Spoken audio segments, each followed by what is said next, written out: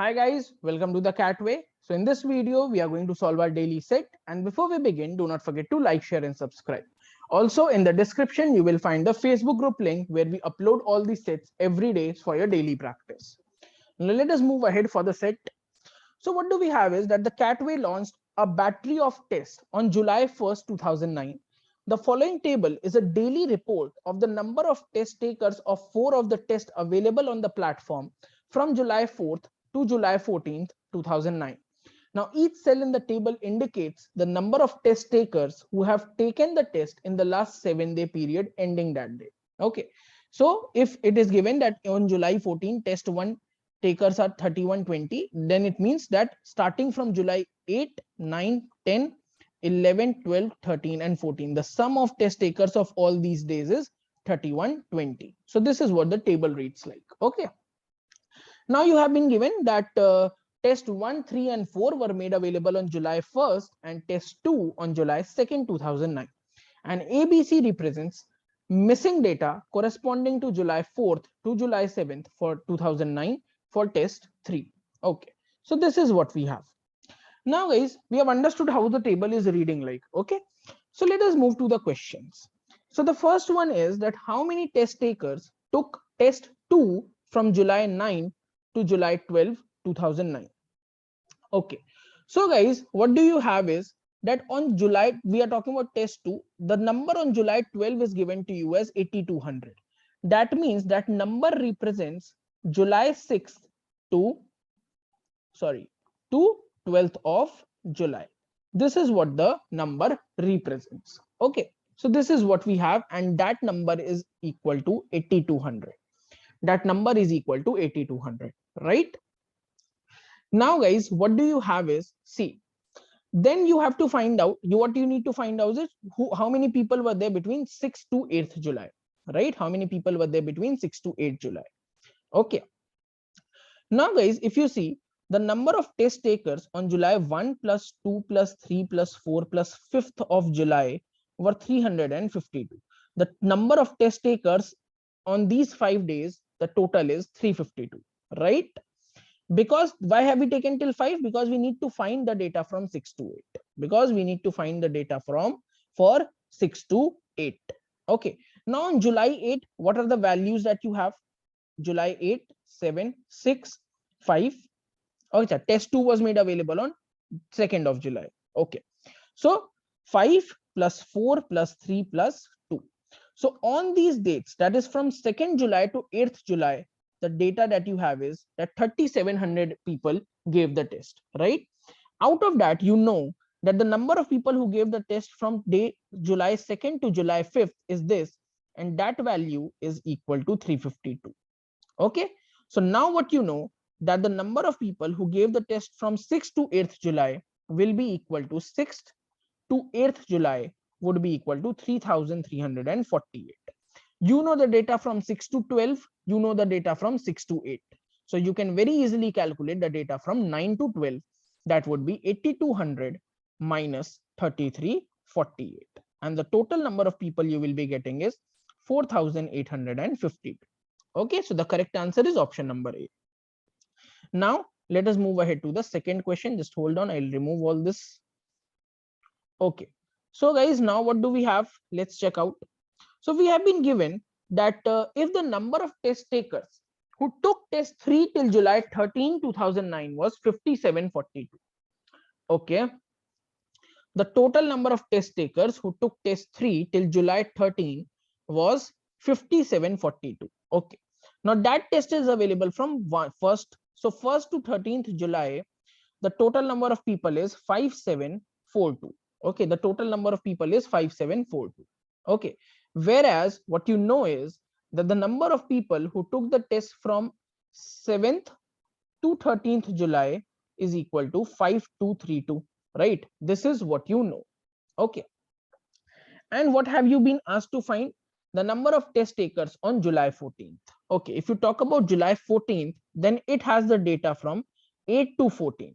It has the data from 8 to 14 and it is 6247. This is the data that you have. And you have to identify the table number of test takers on 14th. So basically, what do you need to find out? you need to find out the number of test takers from 8 up till from 8 to 13. If you can find out these, you can remove it from 8 to 14 and you will get the number of test takers on 14th, right? So this is the basic logic that we have. Now, how will you find out the number of test takers? Acha. And if you have to find 8 to 13, okay, if you have to find 8 to 13, what you need is you need to find the number of test takers on 7th of July. Okay, you need to find the number of test takers on 7th of July. Okay. Now, guys, what do we have is you have been given the total number of test takers up till 6th of July was C, and the total number of test takers up till 7th of July was C, right? That means the total number of test takers on July 7 is 0. The number of test takers on July 7 is 0. That means this data automatically becomes the data for 8 to 13 July, right? This data automatically becomes for 8 to 13 July, right? 8 to 14 is known to you. 8 to 13 is known to you. If you subtract, you will get the number of test takers on 14. So the number will be 6247 minus 5232. That would give you 1015 test takers. So the correct answer is option number B. Okay. Now moving on to the third question. Okay, just a second. Let us see what do we have over here. So the third question tells you guys ki, if from July 1st to July 10th, 2009, the number of test takers who took test 1 never exceeded 500 on any day, then the minimum number of test takers on July 4th, 2009 could be. All right. So when you have to find the number of test takers of which test? Test 1 on July 4th, and you have to find the minimum number. Okay. Now you know that 1, 2, 3, and 4, the total number of test takers on these 4 days is 1200, right? And you have to find the minimum possible value of test takers on 4th. That means if you are able to find the maximum data for these 3 days, the maximum value that they can attain, you will be able to find the minimum possible number for test takers on day 4. Take care. All right. Let's see what do we have. Okay. So guys, if you see, take care. If you see, from July 1 to 7, take care, from July 1 to 7, take care, from July 1 to 7, there are 1500 people who have given the test. Okay, there are 1500 people who have given the test. Okay, so what do you have is, but coming to July 8, you have 1700 people, right?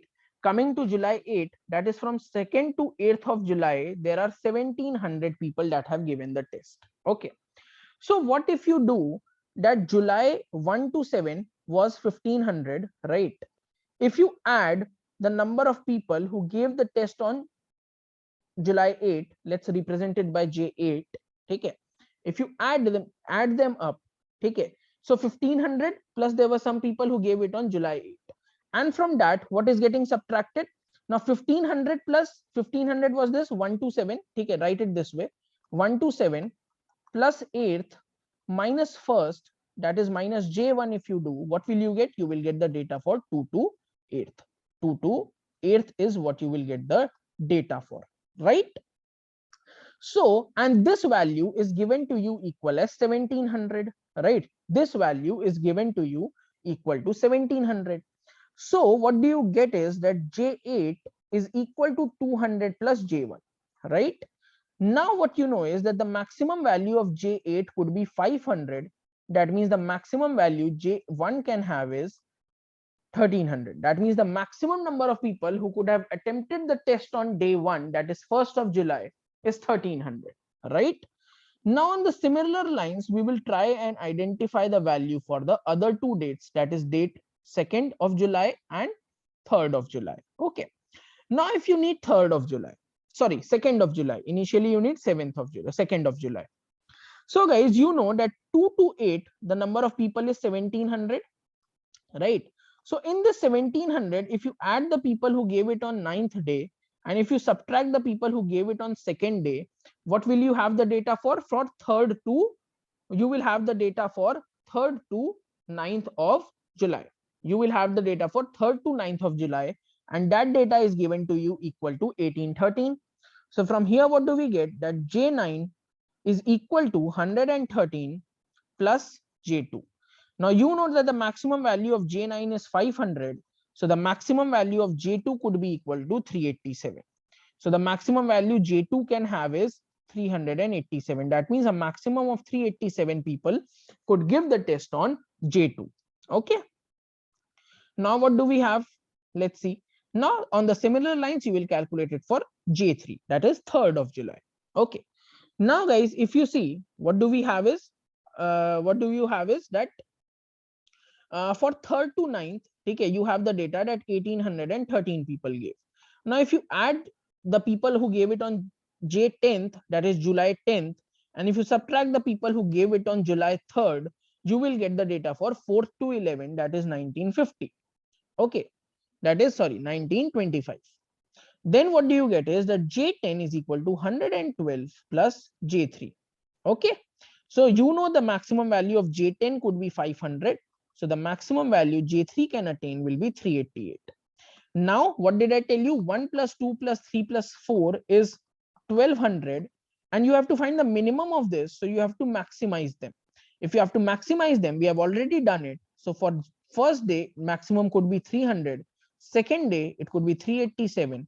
And third day, it could be 388. So upon adding them up and subtracting this, the summation of these three will be equal to 1075. And that means the minimum number of people that need to take the test on J4 would be 125. That is option number D will be the right answer.